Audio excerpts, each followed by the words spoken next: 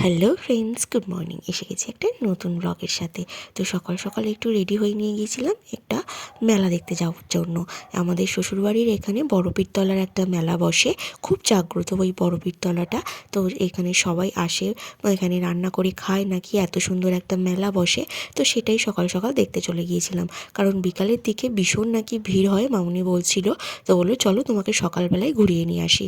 আমি কখনো দেখিনি এরকম মেলা কীরকম হয় না হয়, বড়পীরতলার বড় পীরের মেলা কীরকম হয়। তো সেই জন্যই দেখতে চলে গিয়েছিলাম। গিয়ে তো দেখি অবাক, এখানে এরকম ঢেলে ঢেলে বাদাম, ভুট্টা, মানে পপকর্ন যেটাকে বলো, সেরকম বিক্রি হচ্ছে। তারপরে বিক্রি হচ্ছে দেখো চারি পাঁচটা, এখানে কত বিক্রি হচ্ছে। তারপর এখানে বিক্রি হচ্ছে বড় বড় কুল। যে কি বড় বড় কুল তোমাকে কি বলবো। দেখো এখানে ফোনে বুঝতে পারছো কি না আমি জানি না তোমরা সবাই, কিন্তু এখানে দেখো কত বড় বড় কুল বিক্রি হচ্ছে। লোভও লাগছে, কিন্তু যেহেতু সরস্বতী পুজো হয়নি সেহেতু আমি কুলটা খাবো না, সে কারণে কিনিনি আমি। আর এখানে দেখো এখানে কি মোরব্বা না কি বিক্রি হচ্ছে, এখানে লাল লাল, আমি জানি না এগুলো কি হয়, সাধারণত মোরব্বাই হয়তো। তারপর এখানে যা যা, এখানে জল, তারপর এখানে দেখো সেই ছোট্টবেলাকার খেলামবাটি। এইরকম আমার মন আমাকে খুব কিনে দিত এরকম ছোট ছোট খেলনাবাটি, খুব ভালো লাগতো দেখতে। আর আমি খেলতাম ওগুলো নিয়ে। তারপর মাটির সমস্ত কিছু খেলনাবাটি যেরকম হয় না, বাচ্চাদের ছোটো ছোটো হাঁড়ি কড়া, সেই সমস্ত কিছুও বিক্রি হচ্ছিলো এখানে সব।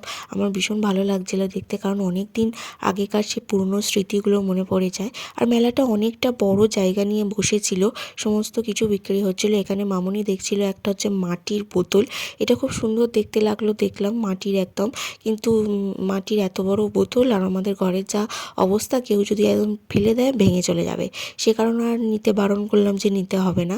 এখানে দেখো এই বাচ্চাটা কিনছে, আমি দেখছি ওর দিকে, যে আমাকে আমার মন এরকম মেলায় গেলে এরকম মাটির জিনিসপত্র কিনে দিত, আমি খেলা করতাম। তারপর এখানে চার পাঁচটা এই যে সফট টয়েস এখানে বিক্রি হচ্ছে। আর এখানে দেখো চারিদিকে খাওয়া দাওয়া, ফুচকা, আর মেলা মানেই তো ফুচকা চটপটি এগুলো থাকবেই।